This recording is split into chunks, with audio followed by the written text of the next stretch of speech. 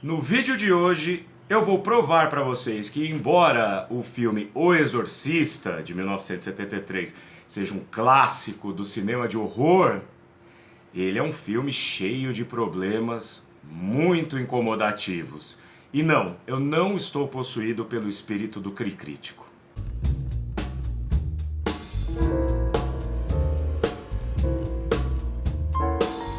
Olá, meus caros e minhas caras, sejam muito bem-vindos a mais um vídeo do Doni Correia, uma teia de ideias.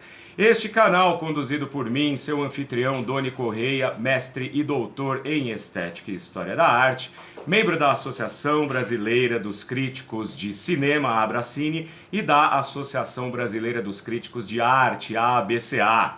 Antes de mais nada, se é a primeira vez que você cai aqui neste canal, não deixe de se inscrever, clique aqui embaixo em inscrever-se, badale a sineta para receber as notificações, deixe o seu joinha que é gratuito e me ajuda muito e também comente bastante aqui embaixo. Seguindo esses passos, você ajuda a educar o algoritmo do YouTube e fazê-lo compreender que nossa teia de ideias é importante, é relevante, assim a gente expande aqui este espaço que serve para a gente discutir as humanidades em torno do cinema e das artes visuais. Como eu disse no início do vídeo, eu gostaria de trazer aqui uma discussão a respeito deste filme que é um clássico indiscutível do cinema de horror, que é o filme O Exorcista, de 1973. E a ideia de fazer esse vídeo, de trazer essa discussão, que pode parecer um pouco polêmica, não é? Para alguns que são assim mais suscetíveis a discussões mais aprofundadas, essa ideia, na verdade, me surgiu há cerca de 2 meses, quando eu fui convidado pelo meu querido amigo Felipe Aureliuk, do canal Meu Tio Oscar, para, junto com a minha outra queridíssima amiga Joyce Paz, do canal Cinemascope, do Clube das Diretoras, discutir a temporada do Oscar de 1973, ano em que este filme, O Exorcista, foi indicado em algumas categorias importantes, incluindo melhor filme.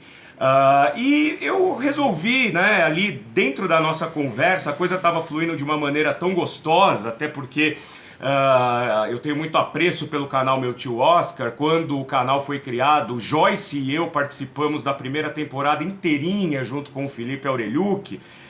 Nos tornamos grandes parceiros aí, grandes amigos, né?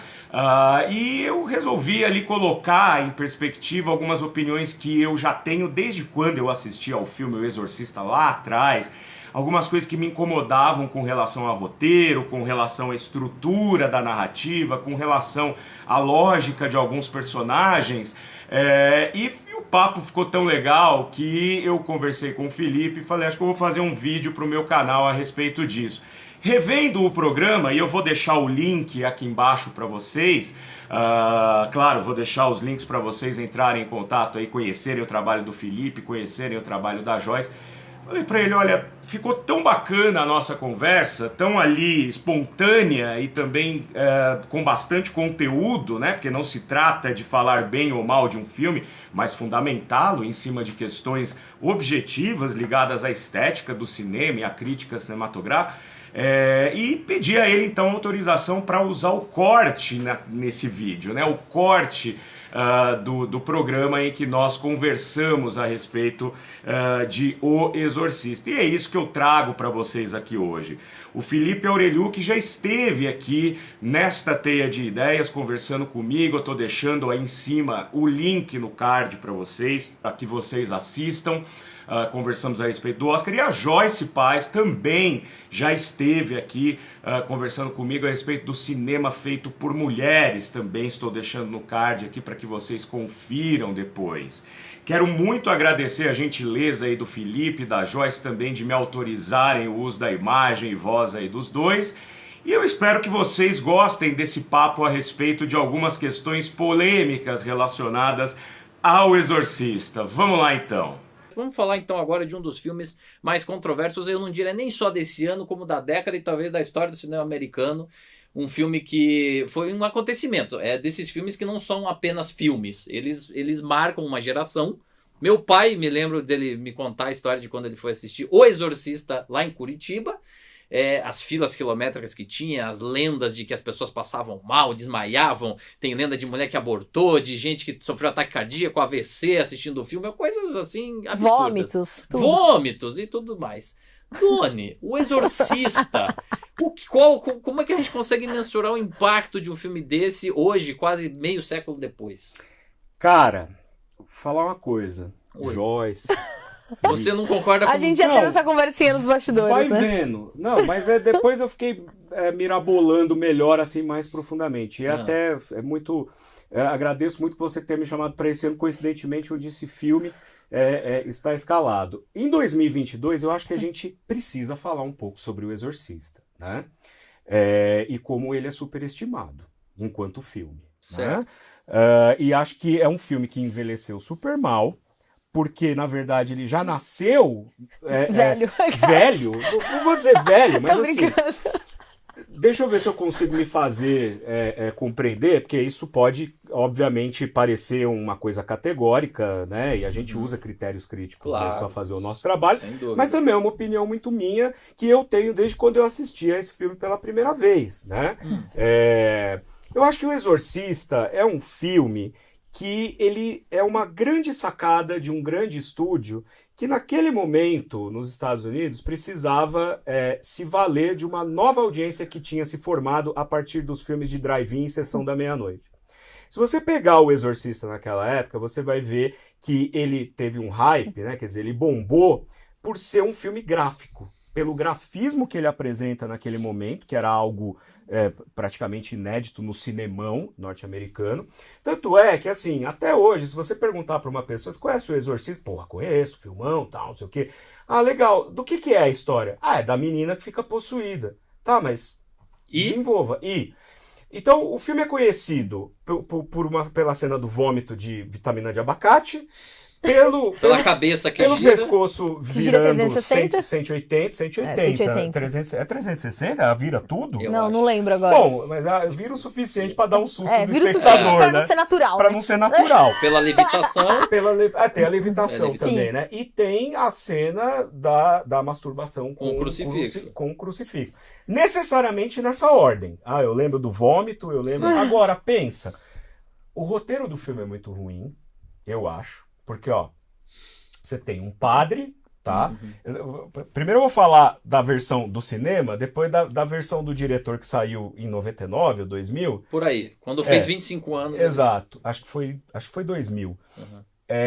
Você tem... São personagens muito ricos, daria pra... Assim, eu acho que eles são muito interessantes. Por exemplo, você tem um padre arqueólogo que tem uma treta do passado com um demônio. Porra, isso né? Um Pazuzu, lá no Iraque, né? Pô, é uma puta história. Só isso já daria pra fazer o filme. Só isso aqui. Sim. Entendeu? Tudo lá como de fato tentaram fazer em 2004 e falharam miseravelmente. Sim. Daí depois você tem um outro padre mais jovem que tá em crise de fé, que foi pugilista e tem problemas com a mãe que já morreu, né? Quer dizer, também é um personagem complexo. Você tem uma atriz que é mãe solo e que tem que lidar com uma filha que começa a apresentar sintomas estranhos, e ela também tem a vida dela, que a gente percebe ao longo que é conturbado. Só que como você vai amarrar tudo isso numa história só? Uma coisa que eu sempre achei muito esquisito, assim, uma coisa que eu nunca comprei direito desse roteiro, é o que tem a ver essa contenda do passado entre o Mary e o Pazuzu, e uma menininha, porque a Reagan, né, a Linda Blair, né? Linda Blair. Ela é o que nesse filme, ela é o que o Hitchcock chamaria de MacGuffin. Ela tá lá só para ser possuída pelo Pazuzu, né? Você não sabe nada dela, nada. além disso. A única coisa que tem é uma coisa super clichê também, que é mostrar ela brincando de Ouija, que é aquela antecipação do mau presságio. É o mau presságio que vai desencadear a coisa toda. Então isso aí também eu já acho fraco. Ela acaba sendo possuída, né? Por quê? Porque ela... Então, tudo bem, a gente tem que pensar que é um filme, que tem... Mas por que exatamente ela naquele contexto, né? Sabe? Então, eu sempre achei muito deficiente, né, a estrutura do roteiro. E no final, bom, a gente já deu spoiler de tudo aqui. À vontade. O Padre Caras, né, que tem esse problema com a mãe dele, né, que até o Pazuzu usa isso, né, fica falando com a voz da mãe dele. pra manipular ele. Aí, antes disso, o Padre Merrin, que é o cara quem o Pazuzu quer de verdade, morre. Porra, Max von Sydow, né? Aquela coisa toda. O cara morre, o padre morre. Assim, esgota e morre. Porra, cadê, né, o arco dos dois aí, né? Quer dizer, essa coisa que parece que é ancestral. Ele já procura lá como arqueólogo, ele procura as relíquias ali, investiga isso. Morre. Dá uma enfraquecida na busca principal do filme, né? Pois é, então. Aí o Padre Caras, né, que depois de muito segurar a bronca sozinho ali e vencer esse trauma que a mãe dele, de ter perdido a mãe dele e de estar passando por uma crise de fé, ele resolve arrancar na porrada o diabo de dentro da Reagan. Imagina um ex-boxeador surrando uma menina de 14 anos, cara. Mas o pior não é isso. Aí, finalmente, o Pazuzu resolve sair da Reagan e entrar nele. Quando ele fala, beleza, agora eu vou, né, me jogar daqui de cima para que o diabo vá embora. Ora, ele é o diabo, ele é um demônio. Se o Caras caiu, quebrou o pescoço e morreu, ele sai do corpo morto e volta pra menina.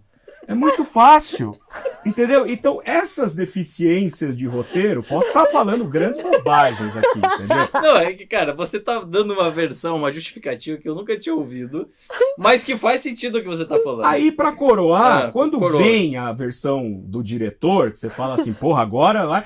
Aí, a verdade vai ser contada. A verdade vai ser contada. Daí aquela sequência inicial, que é bem curta na versão de cinema, que mostra lá no Iraque, sim, né?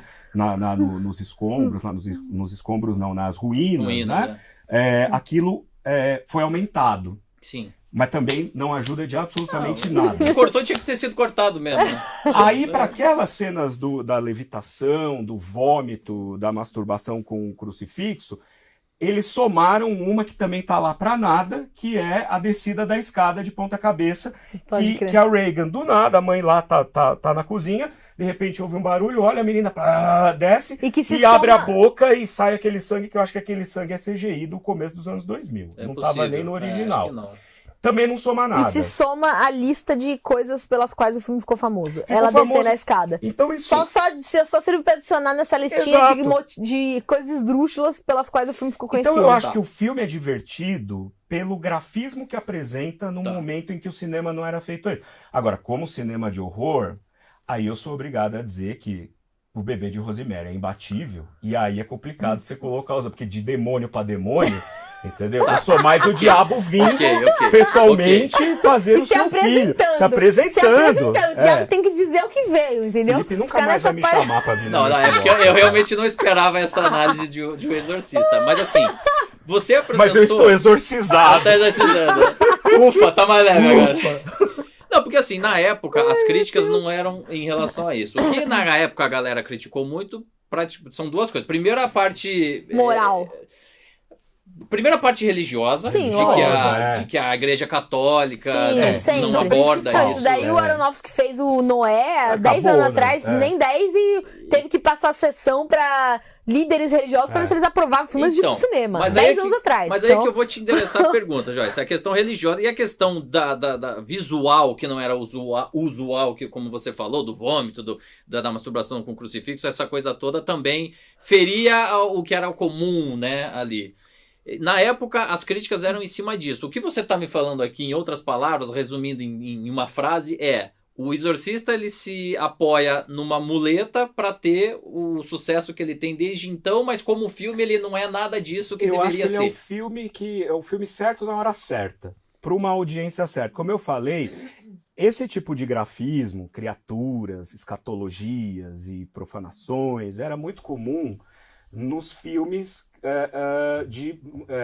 da meia-noite, que eram... Isso que eu ia falar, esse é um filme típico da sessão da meia-noite, que dependendo da época que fosse lançado, ia ficar na sessão da meia-noite. Exato. Ele não ia pro Oscar, Só que, é isso que eu tô falando.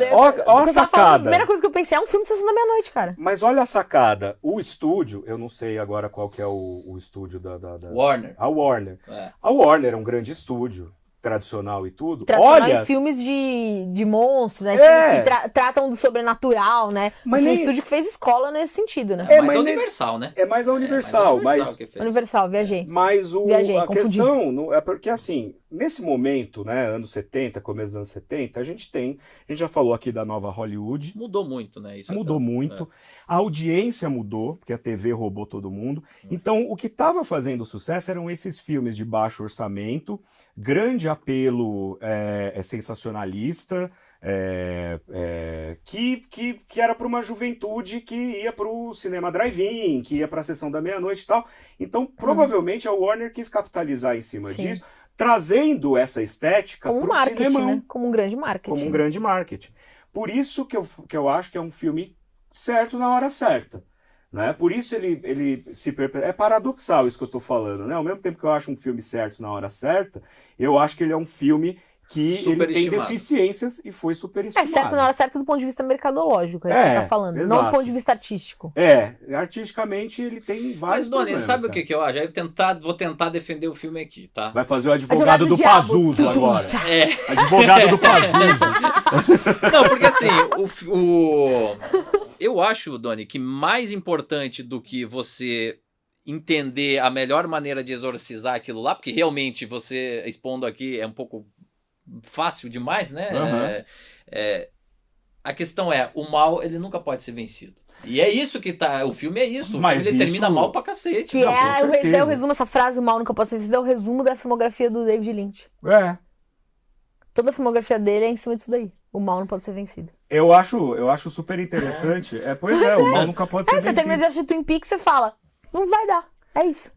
Por isso que Twin Peaks tem aquela aura, aquela aura que tá sempre povoada assim de uma energia invisível que é isso. Né? Mas então, essa energia invisível do mal, eu acho ela mal explorada no Exorcista.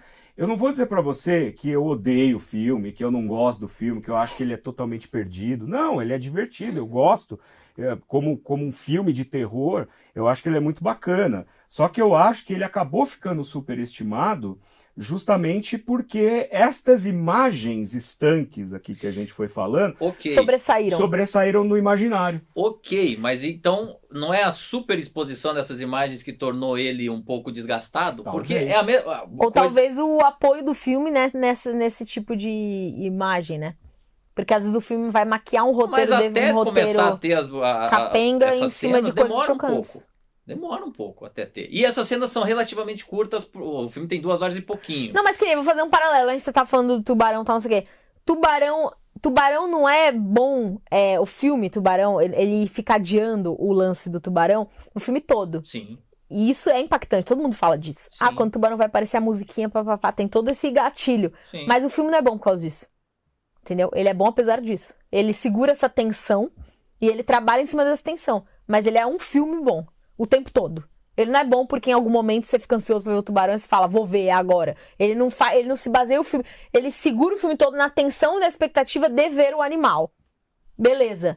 Só que ele constrói isso tão bem que mesmo se o animal nunca aparecesse, tipo assim, dane-se. Entendeu? Valeu o filme. Não precisa do animal. Você entendeu? Ele é tão bom ao ponto de não precisar do animal. Entendi o que você falou, porque você tem toda uma referenciação social, o cara lá que é o xerife, que representa um tipo de força e tal, etc. Porque é bem construído, né? Bem desenvolvido. Exato, tudo. Você tem um monte de personagens ali que sustentam aquela história, independente do animal em si. Poderia ser, em vez de agora, se você tirar o vômito, tira a masturbação com a cruz, tira o negócio da escada de ponta cabeça, tira não sei o que, sobra o quê no filme? Tem o Pazuzu piscando. Que eu não lembro. Pois é.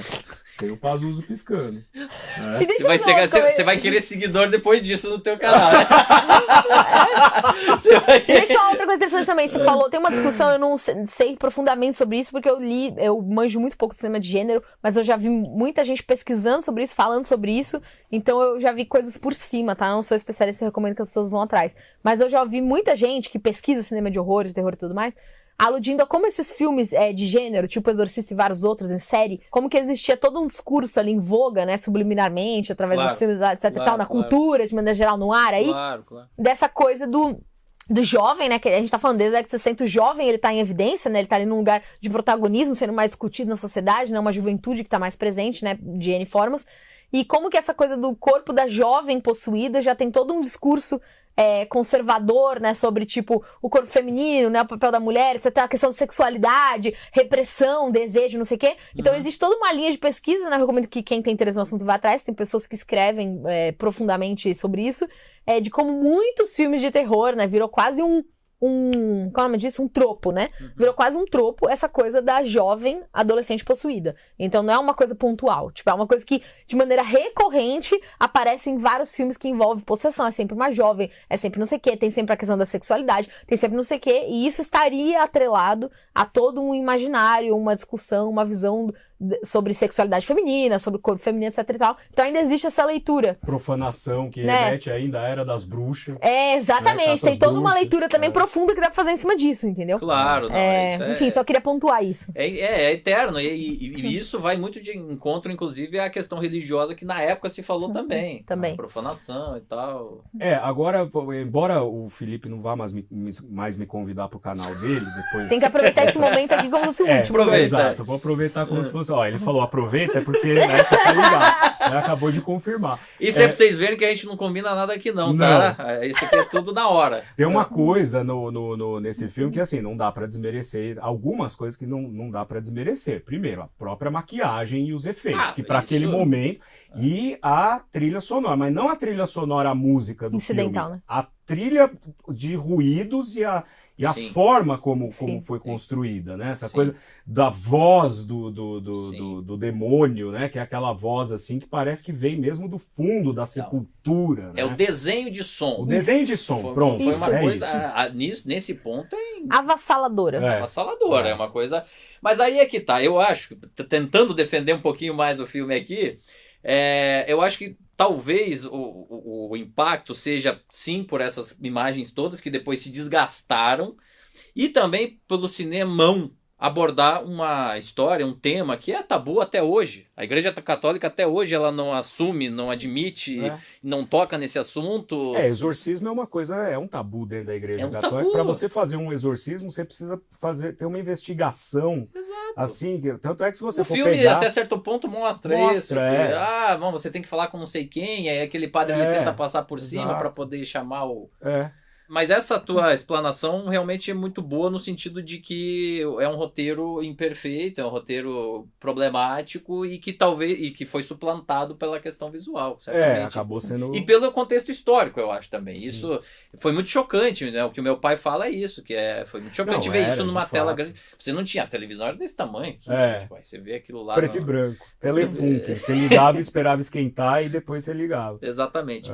Para encerrar, Doni, a gente teve 2 continuações, a gente teve depois, em 2004, uma tentativa, você já adiantou aqui, mal sucedida. É um tema, assim, que provoca, assim, uma curiosidade. A gente já tem outros filmes, Exorcismo de Emily Rose, por exemplo, um que eu acho bom sobre o assunto, sobre um outro caso, que não é esse do mesmo.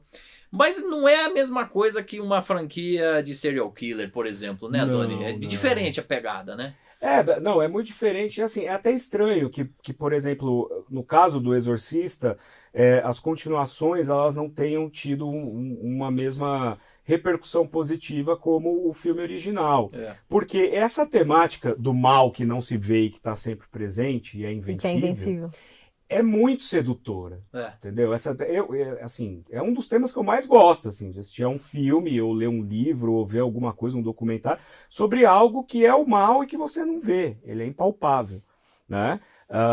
Só que aí eu acho que entram outras variáveis, no caso do Exorcista, porque eu acho que a sanha de ganhar dinheiro foi tanta que as coisas acabaram se atropelando, porque a continuação é pífia, né? O Exorcista 2, o Herege, até era outro filme, na verdade, né? Colocaram como Exorcista, assim, de última hora, porque deu tudo errado, não conseguiram, a Linda Blair queria 6 vezes mais do que ela tinha ganho no primeiro filme, não queria usar a maquiagem que ela usou no primeiro filme, então tem uma dublê no lugar dela, isso dá pra ver na cara que não é a mesma pessoa. A maquiagem é de baixo orçamento também, né? A história não faz o menor sentido. Ela começa num asilo, não, numa espécie de orfanato, um hospital para crianças que sofrem de autismo, se eu não me engano, onde a Reagan, ela tá em tratamento, mas ao mesmo tempo ela tá dando tratamento para crianças menores, então tem uma coisa de telepatia, tem um aparelho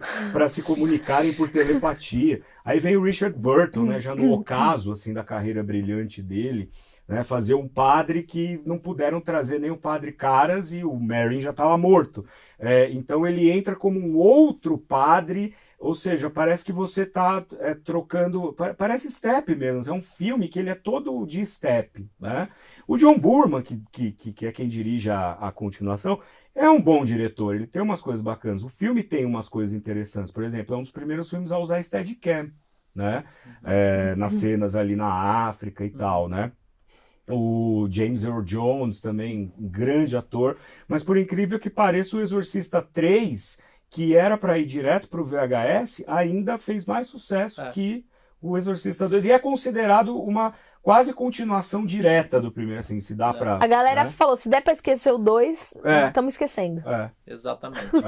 E estão falando aí que a Warner tem planos aí de refazer o Exorcista agora em 2023, quando vai completar 50 anos do filme, enfim, vamos ver o que... e trazendo a Ellen Burstyn novamente. Vamos ver o que vai sair. É interessante, porque assim, né, eu acho que o charme do primeiro filme, em 73...